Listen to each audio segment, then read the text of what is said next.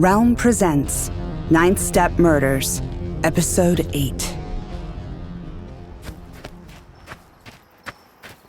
The man slowed his running just enough to turn the corner into a blacked-out neighborhood, down a side alley, into claustrophobic darkness. 2 uniformed police officers chased him, their sleeves beaming cones of light.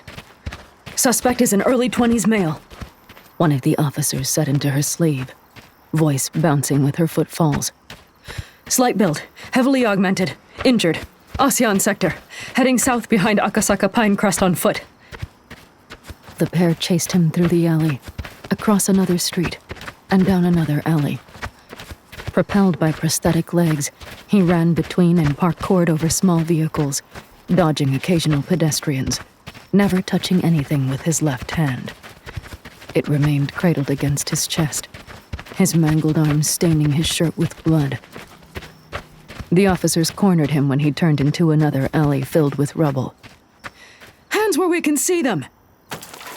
Panicked, he grabbed a nearby trash receptacle and tried to overturn it in a desperate bid for time, but it was attached to the wall of the building.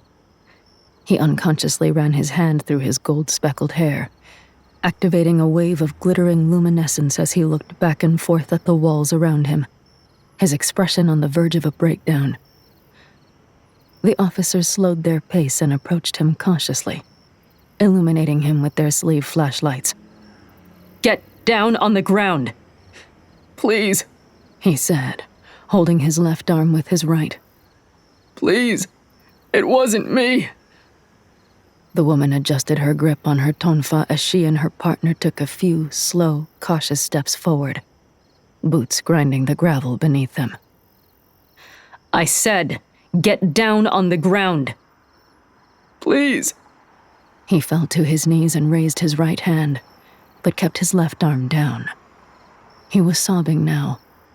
"I didn't do it. Please. It was my hand." He presented his bloodied left arm, hand torn to shreds as if by an animal. Tendon and bone glistened in the unsteady light. Both hands were covered in blood. He had used his augmented claws to rake open his own flesh. "Get down on the ground! Now!" His mouth opened in an agony of fear, and his left hand trembled violently. Slowly, he complied. "I can't get it out." Tears mixed with drool at the corner of his mouth. Terror contorted his face. "My hand did it." The officers took 2 more steps forward. As he lay down on his stomach, right hand raised, his left hand skittered over the gravel and asphalt. An uncanny creature attached to a man.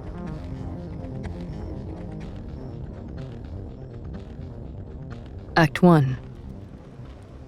Miyako tilted her head toward the image of the suspect held in the Ninth Step Station interrogation room. "Maruyama Toma," she said to Emma, who finished reviewing the case file on her sleeve while listening. 22 years old, boyfriend of our victim, Takahashi Aoi. Emma nodded and scanned the file. Takahashi worked as an assistant at the Japanese liaison office in the Chinese sector of Tokyo, but lived on the Japanese side. Maruyama had been spending the night at her apartment when he stabbed her in the neck with a syringe, administering an unknown substance.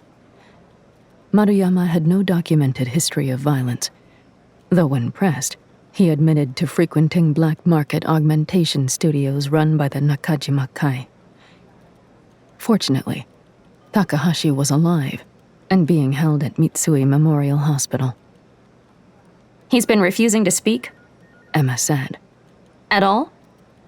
"Not since about 10 minutes after they brought him in. All he did before that was ask about Takahashi." The suspect sat in the room with a nurse crouching next to him, bandaging his self-inflicted wounds. The injuries had been thoroughly documented, cleaned, and stitched. Now he was simply staring into the empty space in front of him, occasionally sniffling and tapping the table with his claws while the nurse finished his work. maneuvering around the handcuffs and chain. He looks like he's about done. Emma said, jaw tensed in anger at the thought of the young woman recovering in the hospital. One more woman out of countless others, attacked by a man she trusted. Like Councilwoman Nakagawa. Let's do this. Miyako and Emma entered the interrogation room and wasted no time. The instant they crossed the threshold, Miyako swept a photo of Takahashi over to the table's projection module, a shot taken from one of her social media accounts. She was smiling at whoever held the camera. Emma nodded to the nurse, who quickly snipped the end of the bandage, tucked it against Maruyama's hand, collected his supplies, and left. Maruyama just stared at Takahashi's photo. No more games. Why did you attack her? Miyako demanded. Maruyama's gaze remained firmly planted on his girlfriend's image. He shook his head slightly, clenched his jaw. Was he fighting back tears again? Seriously? In no universe does this end with you a free man. Emma growled. You might as well cooperate. There are ways this could go better or worse for you. He remained silent, just shook his head, wiped his nose with the back of his uninjured hand. Emma decided to change angles. We did get a status update on Takahashi. Maruyama immediately looked at Emma, wide-eyed. Aoi, is she okay? What was in it? He speaks, Miyako said. Miraculous. Tell me! He banged the table with an awkward fist, his claws too long to allow him to close his hands properly. Tell me! Emma shook her head. Tell us why you attacked her. Light reflected off his hair as he shifted toward Emma, the chain linking his handcuffs to the table clinking loudly. He lifted his bound hands, spreading his fingers so that his claws fanned out. I'm telling you the truth. It wasn't me. I didn't do it. I would never hurt her. It wasn't my fault. Oh, God. He pressed the heels of his hands against his head and breathed heavily. Aoi.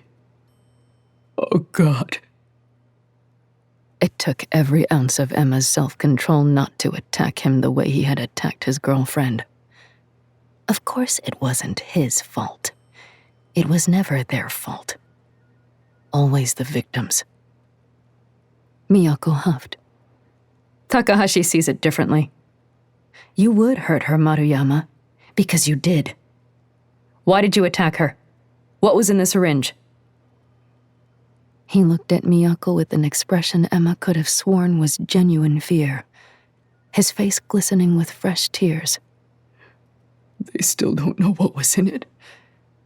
The corners of his mouth twitched downward. Is she okay? Please, you have to tell me. Emma slammed her hand on the table. Maruyama jumped in his seat. No, you have to tell us. Tell us why you attacked your girlfriend and what you injected her with. Stop lying. I didn't do it. He repeatedly pounded the table with his handcuffs, then winced and sat back in his seat. Tears fell from his eyes as he shouted and looked up at the ceiling. Fuck! It was my hand! I told you! I wasn't controlling it! It wasn't me! Oh, God, I can't believe it. This can't be real. It's not possible. Right, Miyako said, scooting her chair closer to him. Your hand had a mind of its own, because that makes sense. Do you think we're stupid? I don't think anything. I just know I didn't do it. I don't know where that syringe came from. I don't know what was in it. He was fully sobbing now, throat tightening around his words. His arms were limp, hands resting uselessly on the table. I couldn't control what happened. I love Aoi. I would never hurt her. Emma looked at Miyako, taking a measured breath and shaking her head. He seemed genuine. Anger still simmered somewhere in her gut, but it was tempered by the realization that they might be dealing with a psychiatric case. Maruyama quieted, but kept talking. It's like if your hand was my hand. He stopped and shook his head, wiped his nose against his shirt, winced at the pain. Fuck. I can't explain it. It was like being possessed.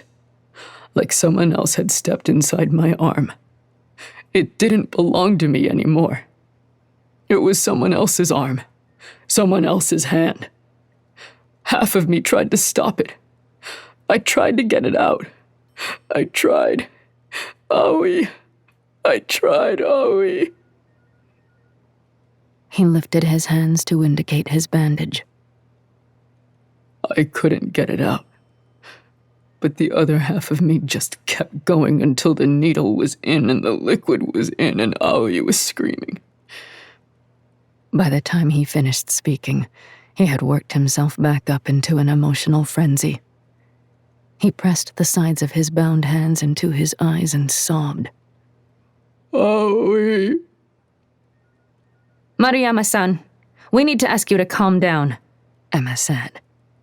Tell us what you remember about acquiring the syringe. The man lurched forward. His chains clanked loudly, and the chair screeched backward as he strained against his handcuffs to shout in Emma's face. I told you it wasn't mine! Miyako moved toward him, but Maruyama quieted in an instant, face wet with perspiration and tears. He fell back into his chair. I'm done. I'm not saying anything else until I know Aoi is okay, and you tell me when I can see her. While they made their way to the hospital to interview Takahashi, Emma talked with Miyako about her opinion of Maruyama. They both agreed. It was likely they were looking at a case of mental illness, and they would have him assessed while they worked with the victim to get her side of the story. When they arrived, Emma was surprised to find Takahashi sitting up in her hospital bed, working on her unfurled data sleeve while a television stream projected onto the far wall. Fresh peonies adorned her bedside table, and natural sunlight beamed in through the window. Takahashi-san, Miyako said, smiling. Good to see you're doing well. Takahashi swiped her sleeve to turn off the display. Emma noted a familiar gleam in Takahashi's eye. She had an ocular implant. They said you'd come for questioning. They sat on the bed next to hers. That's right, Emma said. We're not interrupting something important, are we? Takahashi sighed deeply and rubbed her eyes. No, I'm just working on the liaison schedule. I can do that later. To be honest, it's nice to have a bit of a break. We need you to tell us about what happened, Miyako said. Right. What happened? Miyako nodded. I know it's difficult to talk about, but we need to understand why he did what he did. Can you start just before Maruyama attacked you? She flinched. Attacked? I guess he did. Attack me, I mean. I know he did. It's just... Takahashi fought her emotions. Swallowed. Take your time, Miyako said. Takahashi nodded stiffly. It was terrifying. I was so scared. Toma has never been cruel to me. He's never been anything but sweet. I don't know why this happened. Miyako remained silent, and Emma followed her lead. Takahashi rubbed her eyes and sat up straighter. We were spending time together in my apartment. She glanced at the women, cheeks coloring faintly. Miyako nodded to encourage her. It's okay. We were touching, being physical. I thought he was reaching into his bag for, a condom. But then he was grabbing my face and it hurt, and he was shouting. An agonized sob escaped her, and she fought to keep her composure. Toma was yelling, and I remember screaming at him to stop, but he just wouldn't. I thought I was going to pass out. I've never been so afraid. Everything was heavy and awful. I can still smell his sweat. I felt the injection. It was so painful. Takahashi touched her neck. Right here. I don't know what it was, and the doctors don't either. He just kept shouting at me. No, stop it, stop. I thought I was going to die. My whole body felt like it would break apart from the fear. I don't know how it didn't. When he let go of my face, I just kept lying there because I was so afraid. I couldn't move. But I heard Toma yelling. I realized I had to get away. When I got up, Toma was sobbing and scratching at his hand with his claws. She looked down at her own hands. They're the only mod I really hate. They make everything more difficult than it needs to be. But he loves them. Thinks they make him look more than human. She shook her head, momentarily lost in thought. That's how he always phrases it. More than human. I loved him for his strangeness. Her voice broke over these last words as she cried. What happened after he clawed at himself, Takahashi-san? Emma said. She looked at Miyako and Emma in turn. Remained quiet for a bit. There was blood everywhere. I could smell it. He looked at me for a long time. All that blood just oozing out between his fingers. It was so awful. I wanted to run for the door, but I was so scared he would snap and attack me again. I kept thinking I should get out and find help, but I just stood there. Did he do or say anything else? Miyako said. No. He ran out of the apartment. I haven't seen him since. We have him in custody, Emma said, then paused, considering whether to ask her about Maruyama's mental state. Takahashi wasn't a psychiatric professional, obviously, but as his girlfriend, she probably knew him better than anyone. Has Maruyama ever showed signs of mental illness?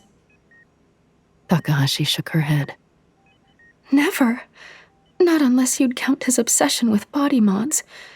But I don't see how that's any different from any other kind of obsession. Do you think that's what made him do this? You think he's crazy? That's not the word we'd use, Miyako said. But we're considering every possibility. Like I said, he's unusual. But I don't think it comes from anything like that. Or if it does, he hid it from me so well, I'd never have guessed. Excuse me, said a woman's voice behind them. Dr. Hamasaki, Takahashi said, and smiled at the newcomer as Miyako and Emma turned around. She was a relatively tall Japanese woman, with dyed blonde hair and a light dusting of freckles across the bridge of her nose. I was told you had a few questions for me, the doctor said. Yes, thank you, Emma said. They pulled the doctor aside and nodded politely to Takahashi. Have you found anything yet? Dr. Hamasaki shook her head. Nothing. It may as well have been saline in the syringe, for all we can tell. Every diagnostic test has come back normal, including her toxicology screen. and I'd be shocked if your lab results said anything different about the syringe itself. Though if they do, I hope you'll tell me, for my patient's sake. Of course, Doctor, Miyako said. Her well-being is our first priority. Is there anything else we should know? Nothing that I can think of. Takahashi-san has been complaining about dry eyes, so we've administered moisturizing eye drops. I doubt that's of any concern, but we're staying on top of it. We'll run a few more tests just to double-check that we haven't missed anything. But given her complete lack of other symptoms and all our clear results so far, we really don't think she's in any physical danger at the moment. A Tamail alert sounded on both of their sleeves. Nishimura. Excuse us, Emma said. They read the message. Head to the location attached to this message. There's been an incident. Could be related to Takahashi. Emma could tell Miyako was trying to keep her face neutral as she read the Tamail. The location was a well-known restaurant near the Chinese border. A live feed of the place showed a number of news drones and reporters. Thank you for your time, Takahashi-san, Miyako said, nodding to her and the doctor in turn. Dr. Hamasaki, we'll be in touch. After the policewoman and Dr. Hamasaki left, Takahashi decided to reset her mind by taking an extra hot shower in her tiny hospital bathroom. She let the water ease the knots in her muscles and her mind. She scrubbed at her body, willing the memory of Toma's possessed expression to melt away into the drain below. She closed her eyes and turned her face up to the water, letting it cascade over her. Takahashi had until tonight to finish finalizing the China sector liaison schedule for the month. No rest for those working toward diplomacy, especially with Minister Kobayashi changing the tone of every conversation. But for the next half an hour, she was going to let herself be emptied of everything. She wasn't going to think about Toma, or the way the syringe needle had felt as it entered her skin, or what this horrible chain of events meant for her life and mental health moving forward. She certainly wasn't going to think about her boss's schedule, or China, or Nippon Saisei. She was going to let herself just be, and then she would get back to work. If only her eyes would stop aching.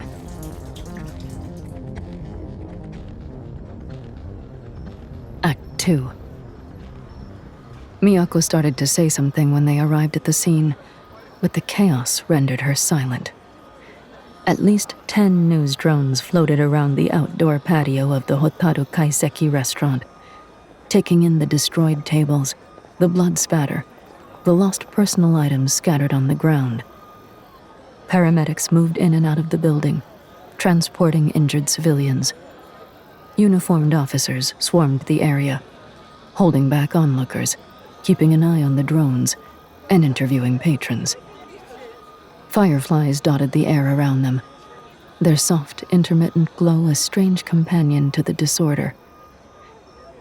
Reporters crowded Miyako and Emma, shouting questions about gang activity and drugs, as Nishimura emerged from the restaurant and guided them through the gauntlet.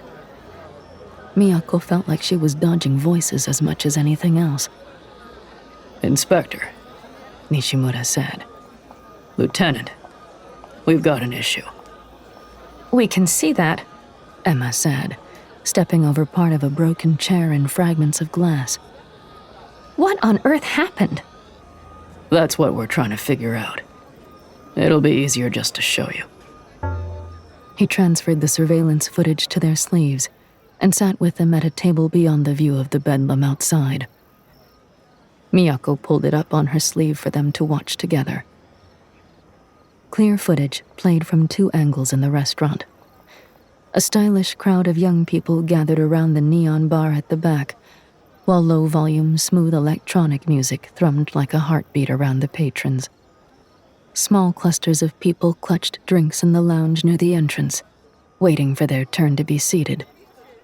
A soft murmur of conversation floated throughout as servers skillfully wove past each other, delivering haute cuisine to their customers. Fireflies periodically winked in and out of view, dotting the restaurant's atmosphere with an ethereal touch of light. This place was famous for their artificial year-round fireflies powered by advanced acoustic levitation. Emma tried to pick up on anything unusual. I don't see. Just watch, Nishimura said, pointing toward the left side of the image. It'll start here. Within a few seconds, at the table Nishimura had indicated, a woman used her pink and green chrome augmented hand to pour her drink over the dinner plate of the man sitting across from her. They appeared to get into a verbal altercation. The woman clutched the glass tightly while they argued and gestured at it with her free hand. She looked frantic, confused. When a server approached and leaned in to try to calm the couple, the woman smashed the glass into the server's head. Blood poured from his face as he gingerly clutched at his eye, trembling with pain and fear. He backed up and bumped into the woman sitting behind him. At the same time this happened, several other quick movements in the footage drew Miyako's attention. A different server smashed her serving tray over a patron, the metal of her extra-jointed fingers glinting in the stylish restaurant lighting. A young man, probably no older than Maruyama, leapt on top of a table with preternatural ease, trying to kick at one of the other diners, while the top half of his body seemed to fight the movements of his legs. He flailed his arms and nearly threw himself off balance. The patron launched herself out of the way, only to be met with a fork in the thigh from yet another person. A woman on the other side of the video frantically swatted at the air, then rubbed at her eyes. Behind her, another woman lurched forward on long metallic gold legs draped in gauzy fabric, while she grabbed at people, chairs, tables, as if trying to stop herself from moving. Makeup smeared around her eyes as she cried in confusion. One of her hands trailed through a small puddle of blood on a nearby table, and she panicked, then fell, her legs continuing to move and kick. In the mayhem, patrons ran out of the view of the camera, presumably out of the restaurant. But many others remained and throttled each other in various permutations of random, inexplicable violence they seemed to be resisting but committing anyway. Uniformed officers soon arrived and prevented anyone else from leaving. Almost as soon as they drew their tonfas, the patrons stopped mid-action. Many of them clutched at themselves, sobbing and shouting, shaking their heads and screaming. It reminded Miyako of the way Maruyama had behaved toward his mangled hand. What the hell? Emma said. Mass hysteria? Miyako suggested. It was the only thing she could think of. But why? Every single attacker in the restaurant has claimed the same thing, Nishimura said. I'll give you one guess. They didn't do it, Miyako said, unease creeping into her voice. Like Maruyama, Emma added. Nishimura nodded and let it sink in. Work with Kensuke. Figure this out. He gestured toward the back of the restaurant, then put his hat on. I'll focus on PR damage control, but this is much worse than an isolated case of domestic violence. We're going to end up with a panic on our hands if we don't get a lid on this. As Nishimura left, Kensuke broke away from talking to a man in a well-tailored suit who had several moving tattoos across the left side of his face that disappeared beneath his white collar. He nodded at Miyako. Kensuke made his way past the officers, paramedics, and bloodied patrons to join Emma and Miyako, nearly tripping on someone's ripped handbag. Ladies. He raised his eyebrows and exhaled, gesturing at the restaurant. Not the way I would have chosen to introduce you to Hotaro Kaiseki. They make amazing takiawase.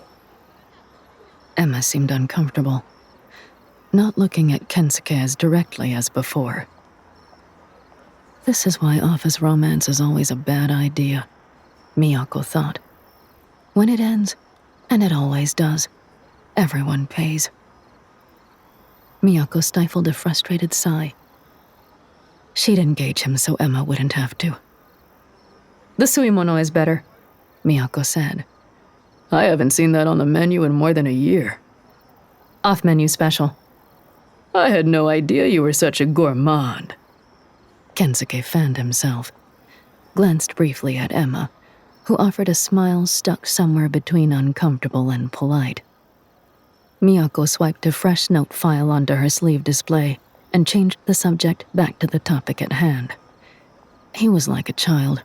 Ignore the behavior and he'd stop. Eventually. What do we know? Ever the professional, Inspector Koreda. And never any fun. I'm sorry, are we working a case or cruising for women? Miyako raised her eyebrows. She caught Emma stifling a genuine grin. Uh-huh. Kensuke ran his hand through his hair. On to business. Everyone we've spoken to is saying the same thing. They had no control over their body mods. Like they were possessed, Emma said. Yes, that's exactly how several of them described it. One of them said that something edged him out of his own legs. Eerie. Miyako glanced at the tattooed suit at the back of the room. I take it the owner's Tanaka-gumi. He nodded curtly, keeping his voice quiet. They're as unhappy about this as we are. For entirely selfless reasons, I'm sure, Miyako said. It is in everyone's best interest for this restaurant to run smoothly, came a woman's voice from behind her. Miyako and Emma both turned to face a curvy, well-dressed woman with violet silver-flecked irises and an artificial left hand lacquered in iridescence. Tanaka Mitsu, she said, then spread her hands graciously. Tell us what we can do to help, inspectors. I'm sure you're already cooperating completely, Miyako said, trying to do her best to hide her discomfort with the woman's mildly unsettling appearance. We appreciate it. The most you can do right now is make it as easy for us as possible to collect information and evidence, and to make yourself available to us when we have questions. We would never do otherwise, she said. Indeed. Of course, we need to ask you if you have any ideas about who would have wanted to target your restaurant. That's the unfortunate side effect of one's growing success. There are many who believe they would benefit from our downfall. Families like ours can find authentic friendship difficult to come by. She offered a tight smile. Right, Kensuke?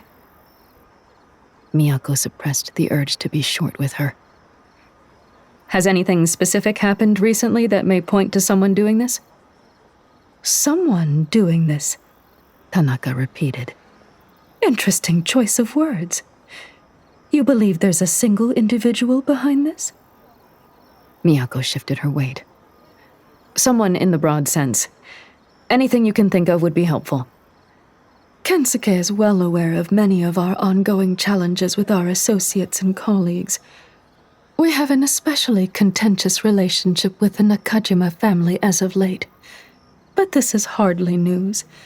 They've a vested interest in pressing into our territory along the Chinese border, it seems. It's rather difficult to keep the peace with them encroaching on all sides, so to speak. Thank you, Miyako said, attempting to dismiss the woman politely. We'll be in touch. Tanaka lingered for a moment, looking at the three of them in turn. She seemed to want to say something else, but just nodded politely.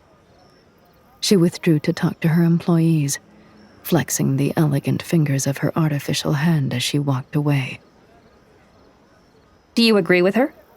Emma said to Kensuke. Do you think it's the Nakajima Kai?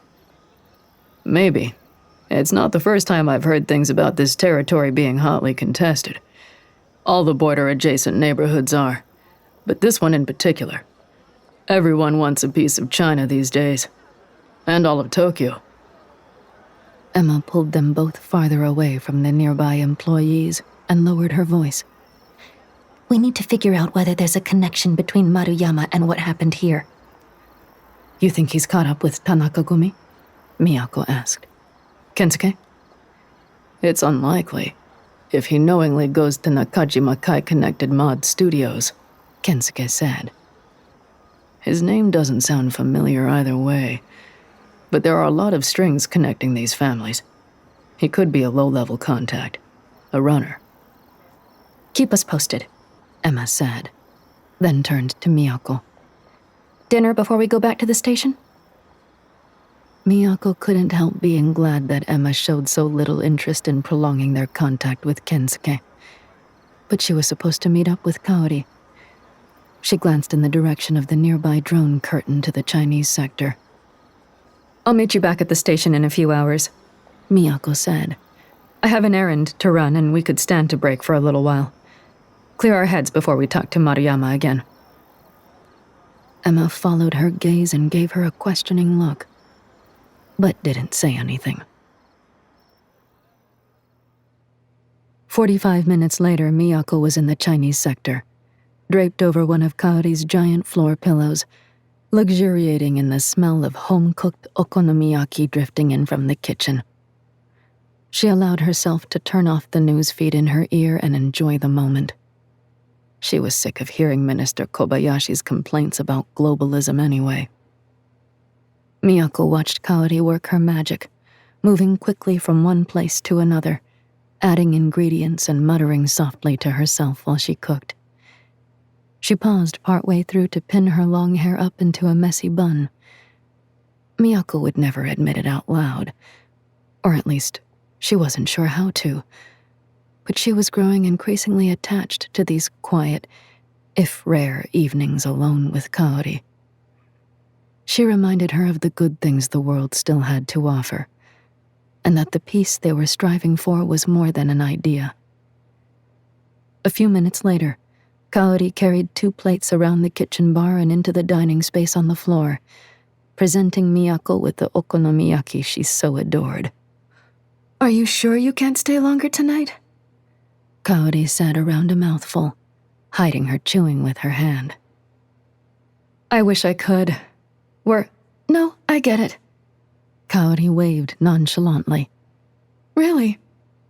I know on TV shows all the cops' girlfriends are always upset about how much they work, but I wouldn't have started dating a cop if I had a problem with the long hours. It's fine. Auntie wanted me to play some video games with her tonight anyway. I was sort of looking for an excuse to get out of it. She laughed. The thing was, Miyako knew Kaori was being honest. It really was fine that she couldn't stay longer. It was fine that they could only see each other on occasion. Fine that sometimes all they could manage was fevered sex and a short nap. Kaori was delightfully low maintenance and easygoing, filling up the hollow places inside Miyako with uncomplicated light. A cop's dream. Still, once in a while, like tonight, Miyako wished her harried schedule wasn't fine for Kaori. She wished Kaori was sometimes frustrated by her long hours like the girlfriends on TV. Maybe it was unfair of Miyako to feel that way. Okay, it was entirely unfair, and she knew it. But feelings were irritating and uncooperative like that. Most of the time, she was glad Kaori's low level of investment suited her own packed schedule. It was just that lately, Miyako's heart had been tugging at her, craving more time with Kaori, less distance, fewer cross-sector boundaries circumscribing their relationship. Their relationship, such as it was. Kaori caught her staring and winked at her with one of her dark, wide-set eyes. Miyako was grateful for what she had, and certainly wasn't going to complain that someone as warm and nurturing as Kaori wanted to give what little romantic attention she could offer to Miyako. She must value their connection enough to want to bother with someone who lived in a different sector, after all. No reason to indulge in insecurity when what they had was so fun and easy. Miyako put down her chopsticks and placed her hand over Kaori's, gently extricating the utensils from her hand as well. She moved closer to her and brushed Kaori's lips with hers to drown out her own thoughts. Kaori said in a low voice, her hand tangling in Miyako's hair at the nape of her neck. Better than okonomiyaki. 10 minutes later, a Tamail alert sounded on Miyako's sleeve. Sorry, 1 second. She sat up, tucked Kaori's hair behind her ear, gently touched her cheek. It's my partner. Kaori climbed up to nuzzle Miyako's neck, kissed her there, whispered, "Don't mind me." Miyako swiped to read the message. Something has happened. "What?" Miyako replied. Emma's answer came quickly. Dr. Hamasaki got in touch. It's Takahashi. Woke up screaming after a nap. She's gone blind.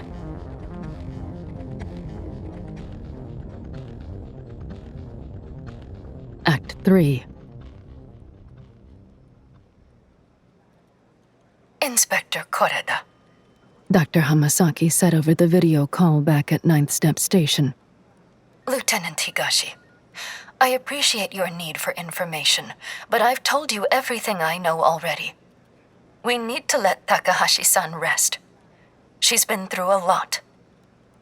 Emma stood closer to Miyako's sleeve so they would both be visible to the doctor.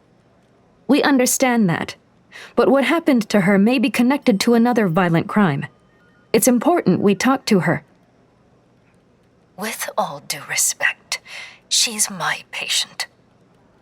The doctor glanced over her shoulder at the out-of-focus form in the background. This is my decision to make. I'm concerned about the amount of stress this is putting on her, and until we pinpoint the exact cause, I don't want to risk triggering some other ill effect. It is your call, yes, Miyako said. We understand that. Can you at least tell us what you know about what happened to her eyesight?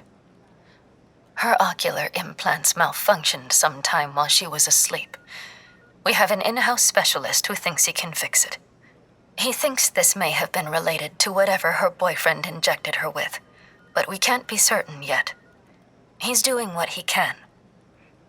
Can you transfer over the specs on her implants? Emma asked. And anything else he finds about the injection? You'll need to either get Takahashi-san's consent for those specs, or a warrant. I can ask her when her sedation wears off. I'm sure she'll cooperate, but my hands are tied until then. Emma worked hard to hide her frustration. This could be time-sensitive. And I'll waste no time contacting you once she's awake and able to think about this. My primary concern is with my patient's well-being. I want to help you, and I'm sure she does too. So I'll tell her what you need when she wakes up, and we'll contact you immediately. We understand, Doctor, Miyako said. Thank you. She swiped her sleeve to close the call. Emma pressed the heels of her hands into her own eyes, which ached from exhaustion and probably sympathy pains for Takahashi. She groaned. Okay, let's go talk to Maruyama. Are you doing okay?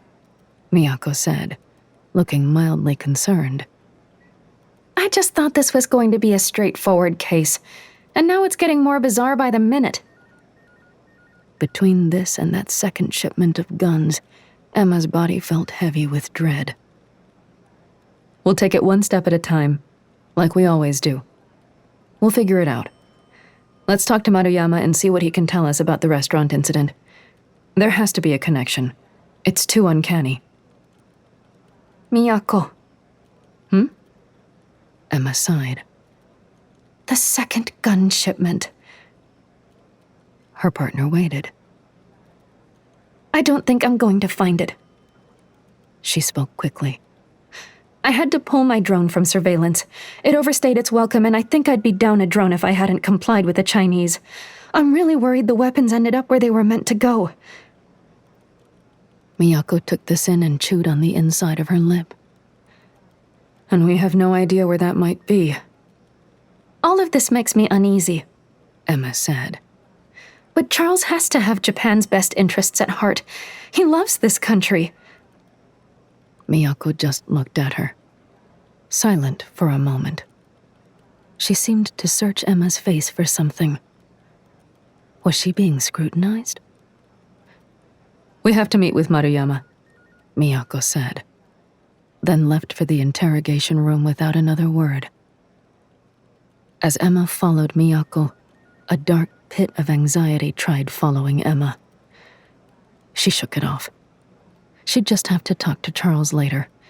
She couldn't divide her attention right now, not with Nishimura breathing down their necks. She headed into the room. They hadn't even closed the door before Maruyama stood and hit them with rapid-fire questions. Is Aoi okay? Is she still in hospital? What's going on with her? When can I see her? She's fine, Miyako said. Sit down.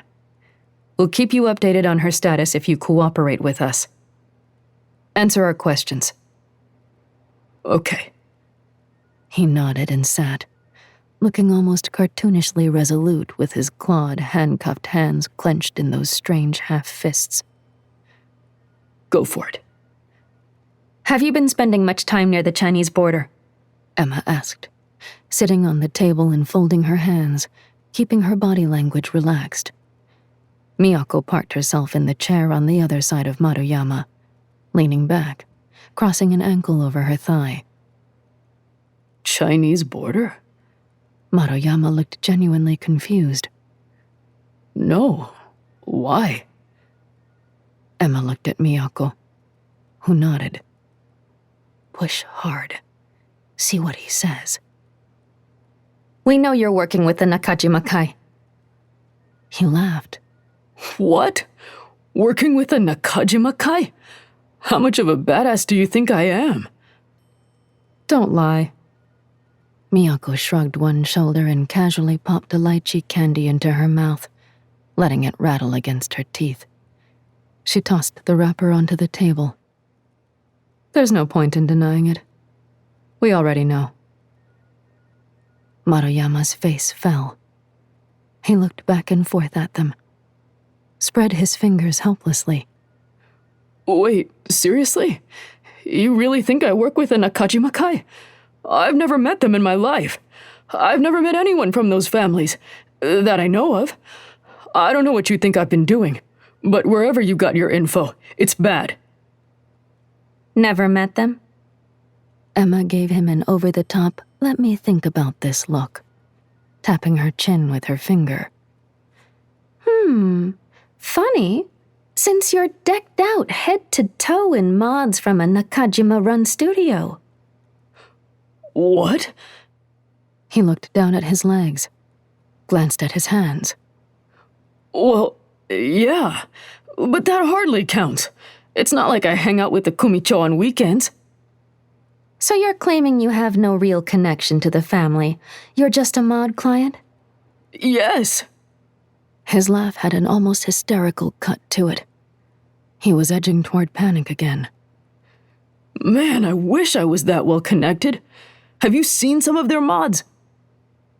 Emma looked at Miyako, who nodded at her. They were in agreement. He seemed to be telling the truth. One more question for now, Miyako said. She sat up and swiped a file over onto the projection display on the table and activated it for Maruyama. 3 still screenshots taken from the video feed at Hotaru Kaiseki appeared. They had selected the clearest images they could capture that showed everyone in the restaurant at the time of the incident. Do you recognize anyone here? Shit, he said quietly, looking at one of the images taken during the mayhem. What the hell happened here? Please just look at the photos, Maruyama-san, Emma said, tapping one of them a couple of times. Carefully. Do you recognize anyone? Take your time.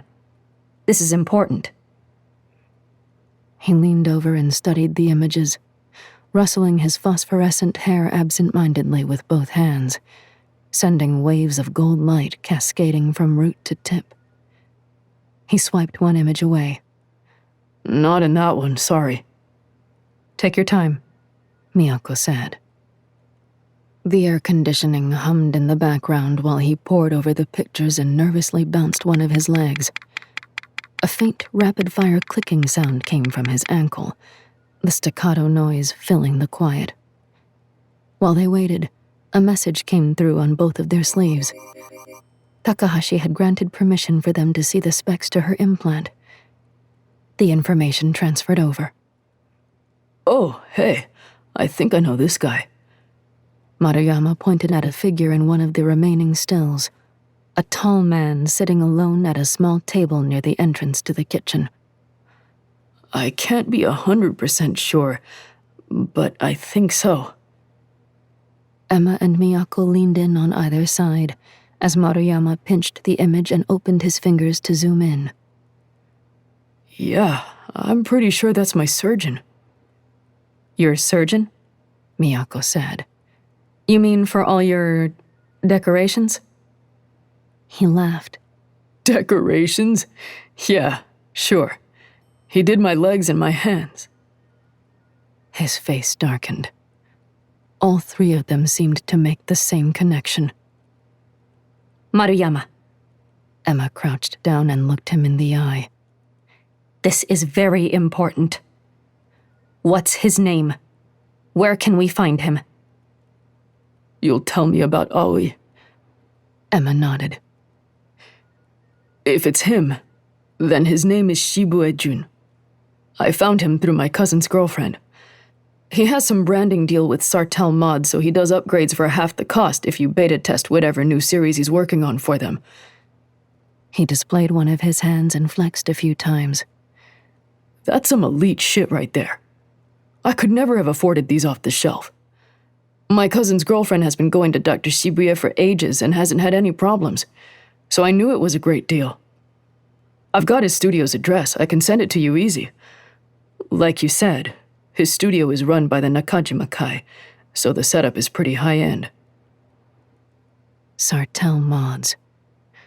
There was a lot of data in the specs to Takahashi's ocular implant, but Emma had immediately recognized the brand name. Anyone would have. It was the kind of brand you'd see adorning the patrons of an exclusive restaurant like Hotaru Kaiseki.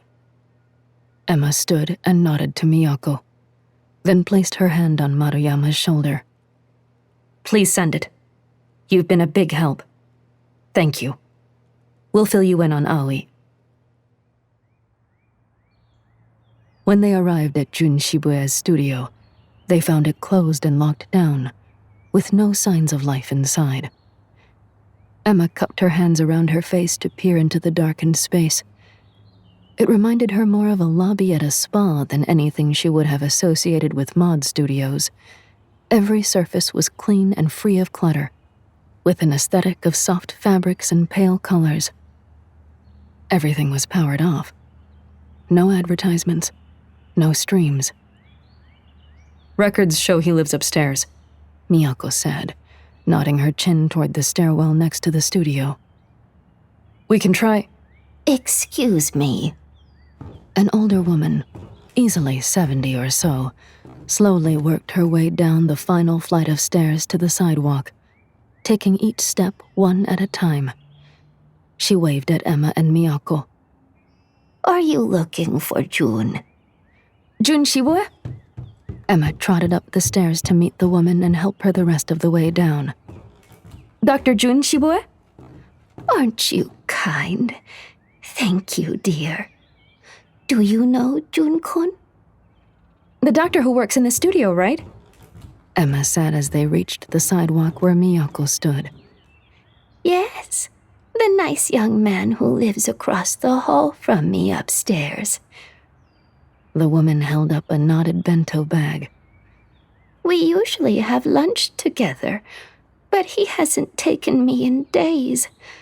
It was the only time I really got out of the house to be around other people.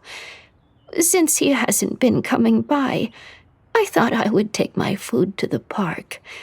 The weather has been so beautiful this past week. Are you two friends of Jun's?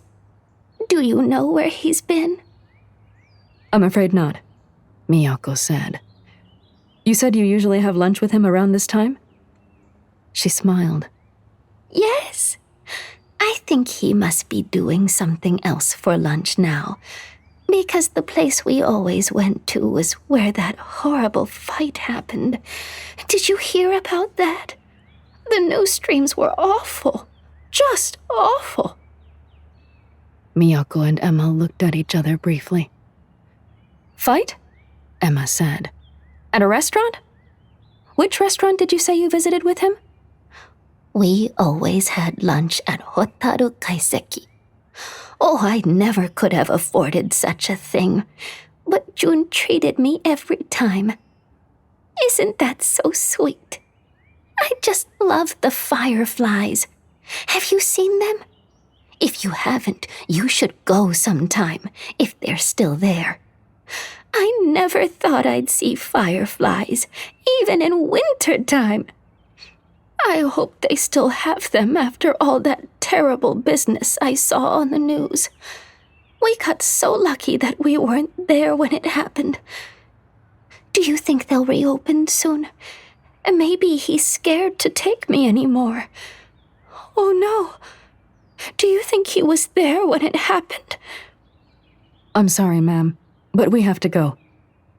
Miyako touched Emma's arm, then started to head off. She waved at the old woman. We're in a hurry. Thank you. You've been helpful. Tell me if you find him, she called after them and pointed at her bento bag. And tell him I miss our lunch dates. The Japanese liaison to the Chinese sector, Sayaka Wakasugi, waited outside the Champon restaurant while her assistant, a temporary replacement while Aoi healed up in the hospital, picked up their lunch. Wakasugi's data sleeve showed no incoming messages for once, so she enjoyed the warmth of the late May sun. She had heard about the incident that had happened next door at Hotaru Kaiseki, but was impressed that most of the damage seemed to be repaired already. She'd been meaning to try their takiawase, and she'd heard their electronic fireflies sometimes even reacted to the ambient music. The assistant emerged with their lunches, and they made their way back to their car. What neither of them noticed was the tiny group of unlit fireflies from Hotaru Kaiseki that followed them, or the man sitting across the street who controlled them wirelessly. One by one, the fireflies left their hidden docking stations scattered throughout the planters on the patio and floated after the liaison while she chatted with her assistant. The fireflies then silently maneuvered themselves into Wakasugi's open bag. Only 5 of them. Difficult to notice, if you weren't looking for them. They drove the short distance across the wide street to the drone wall checkpoint and made small talk with border security officers while they waited. Familiar faces on a routine back-and-forth journey. None of them saw the fireflies quietly leave Liaison Wakasugi's handbag and float through the open sunroof. They didn't see the man moving closer to the border checkpoint, still anonymous in the constant flow of pedestrian traffic. They didn't see him dismiss the liaison's stolen schedule from his ocular display. Had no way of knowing he wasn't keeping track of game scores or news feeds. They didn't notice the fireflies maneuver into position around the border officer at the curtain control panel, looking like nothing more than 2-millimeter tiny insects. Some common pest that would begin bothering people in greater numbers as the months grew hotter. As the border officers waved the liaison's vehicle through, no one noticed the still unlit fireflies position themselves in the air around the control officer's head, or the way the officer, alone in her booth, fiddled with the settings for the drones that made up the border curtain. By the time the officer was shouting that her hands were acting of their own accord, that she couldn't stop them, and that she couldn't even see, that she needed help. Please, someone help her. It was too late. At least 20 sets of drones turned on each other and began firing, detonating a series of explosions along the drone curtain. Shrapnel flew like bullets. Screaming competed with the sounds of traffic. The flame and smoke could be seen for miles.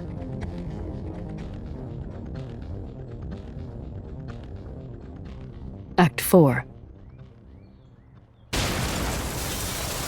Just as Miyako and Emma stepped out of their modular car a few blocks away from Hotaru Kaiseki, the sound of explosions rocked the neighborhood, setting off alarms on nearby streets. Fire licked the air beyond the low building ahead of them, followed by numerous columns of smoke. They knew immediately. Miyako saw Emma move out of the corner of her eye. She withdrew a drone from her quiver while they ran. Good. She'd use its elevated view and facial recognition software to help them find their target. The pair ran toward the intersection where the border checkpoint and restaurant faced each other across the wide stretch of traffic, and Emma threw the drone into the air, activating it. When they rounded the corner, they were met with a cacophony of overturned cars, wounded civilians, smoke, and far-flung detritus from the drone curtain. Additional drones swarmed the area, replacements for those that had been destroyed, as well as eyes for the news reporters that were already coughing their way through the area, and medical drones helping emergency responders find the injured. We'll never find him in this, Emma shouted, gesturing in the air as she accessed her drone's view.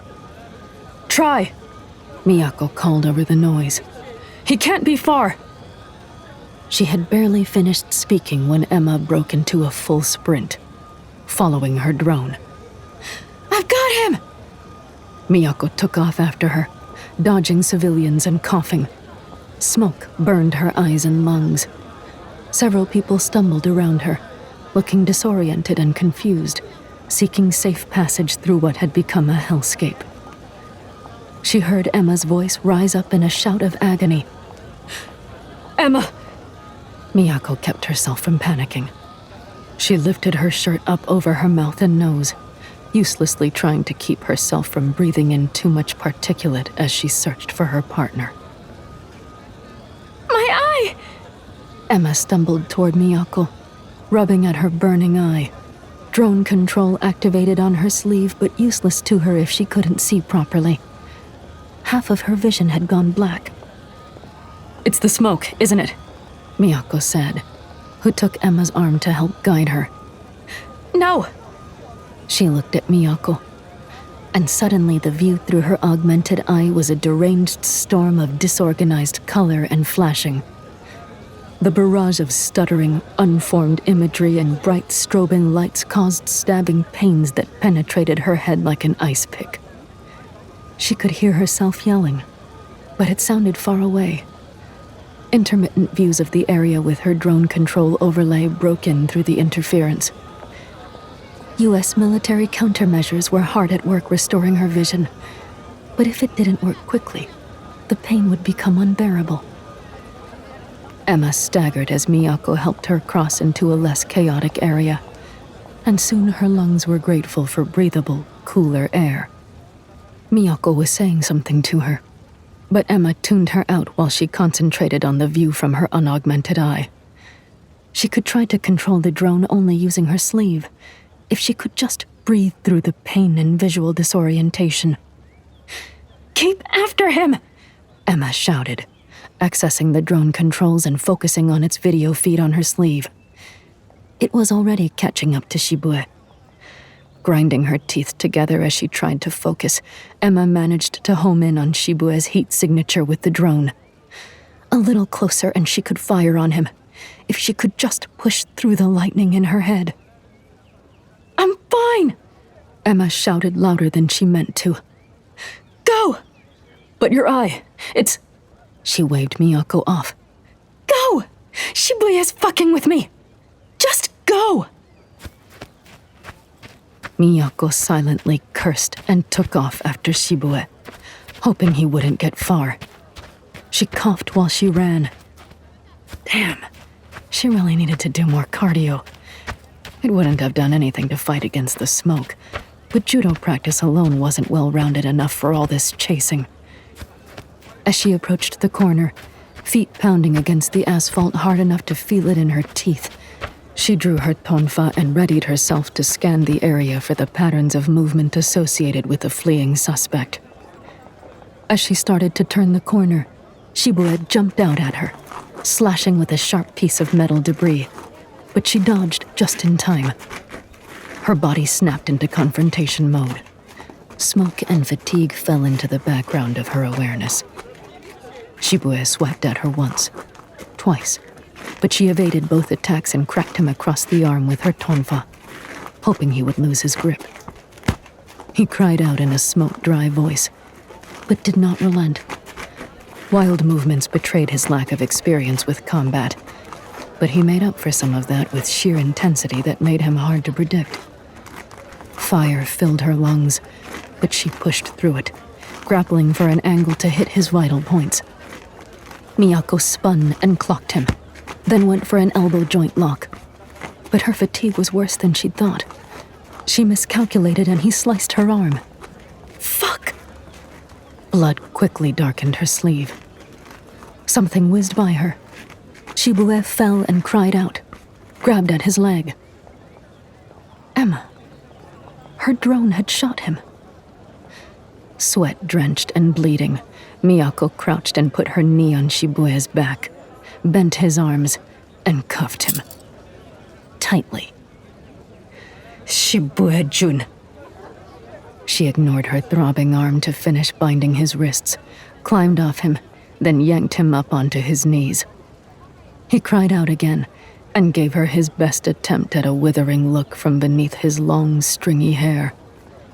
He panted like an animal, and his once white button-down shirt hung loose, untucked, and covered in blood, sweat, and grime. Inspector Koreda. He was smiling through the pain. He then looked past her and shook the hair out of his eyes. Lieutenant Higashi, happy to see me? He laughed. Emma approached them both, pressing the back of her hand against her implanted eye periodically. She nodded at Miyako. It's mostly back to normal. The military has decent countermeasures for this sort of crap. Wait, shit, what happened to you? I'm fine. It'll just need stitches. Shibue kept grinning, staring at the two women with wild eyes like a feral creature. Miyako jerked his arms for good measure. It was worth the ricochet of pain. You're under arrest for multiple counts of terrorism against the nation of Japan. Uniformed officers brought the manacled Shibuya into the interrogation room for one more round of questioning before he was transported to a high-security facility. He was much less ferocious-looking now that he was clean and groomed, his slender form dressed in the gray prisoner's uniform, long hair tucked behind his ears. Ladies. He nodded to each woman in turn, then sat down opposite them and crossed his legs, resting his hands in his lap. Feeling better, Lieutenant Higashi? Enough. Miyako folded her forearms over the table and leaned toward him. It says here you tried demanding that the Japanese government condemn the Chinese presence in Tokyo as an act of war.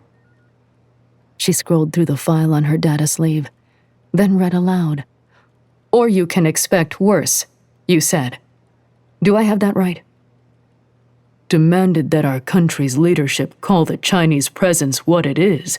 Yes, that's correct. You're pleased with yourself, aren't you? He sat up and rested his own forearms on the table, mimicking Miyako's posture. Pleased? I don't know that I'd phrase it quite like that. But I'm satisfied, yes. The Chinese will think twice about encroaching on Japanese territory again, won't they? He leaned back.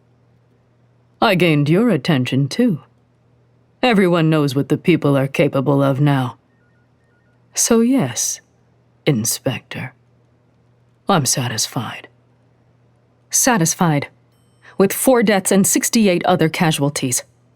With undermining the peace in our city. Miyako nearly bared her teeth at him. You're satisfied. Of course, I'd have preferred that fewer of them had been Japanese. Miyako sat back in order to control herself.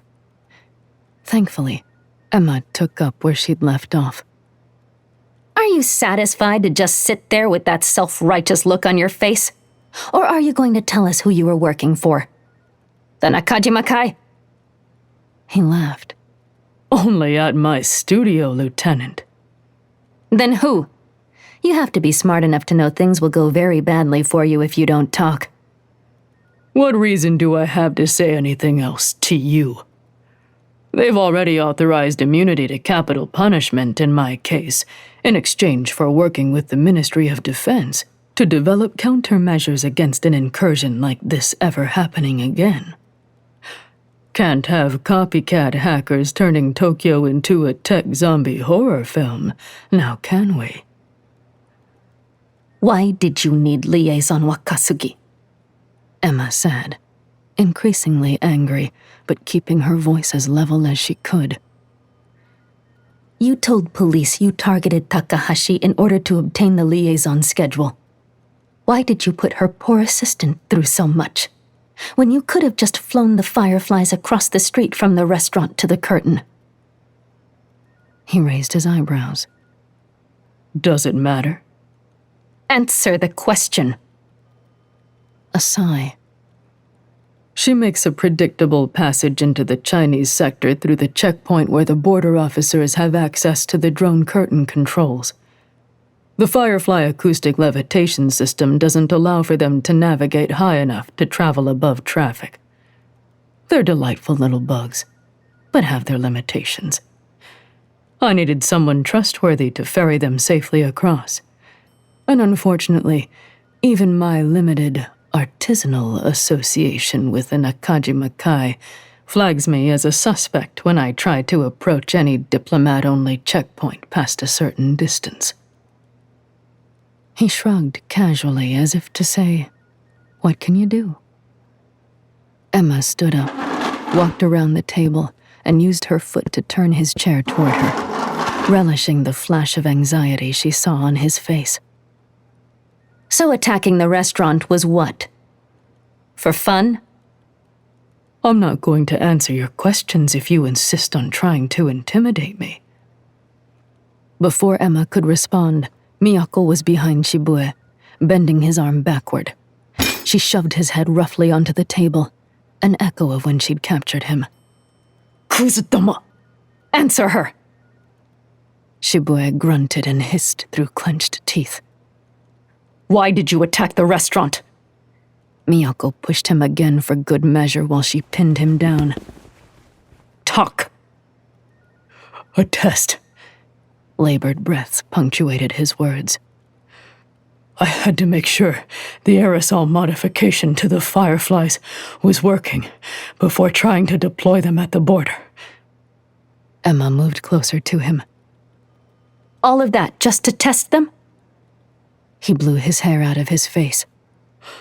I wasn't about to risk everything when I had worked for so long, upgrading them one at a time over months of tedious lunches. A strained laugh, heavy in his chest beneath Miyako's weight. Can you imagine how much patience that took? Have you ever spent 6 months going on back-to-back lunch dates with an insufferable elderly neighbor? Miyako roughly shoved the side of his face into the table before releasing him. He sat up and settled back into his chair, rotating his shoulder a few times and moving his jaw around. How did you access the border officer's augmentations if you were targeting Sartell brand mods? Emma said. Shibue glanced at Miyako. It's not the Sartell modifications, per se. that I can gain access to with my picotech. It's the Yamamoto components used to fabricate them. Both the Sartell and the Chinese military use the same components in their augmentations. Nothing but the best for the Chinese, after all. He turned very deliberately toward Emma. Why, Lieutenant, isn't it true the Americans are fond of Yamamoto as well? That's enough! Miyako grabbed the arms of his chair and jerked it up and down just enough to jostle him and clank the metal legs against the floor. You're a terrorist. Nothing more. I helped Tokyo take a step toward freedom from terror. Terror that people like you have installed in your own kind. He glared at Miyako through his now sweat-heavy curtain of hair. You instill terror through complicity. It's insidious. Not a detonation at a border curtain, but a slow, acidic burn at the foundation of everything that makes us Japanese, until we're afraid of our own streets. You love peace more than you love your people. You can't say the same of this terrorist. Miyako stood up straight, then kicked over his chair, spilling him into an awkward pile on the floor. She motioned to the uniformed officers waiting outside. They came in and grabbed his elbows, lifting him to his feet. Get him out of here, Miyako said. Think of me the next time you visit the Chinese sector. Even now, his voice remained cool. Think of me, and think of your peace.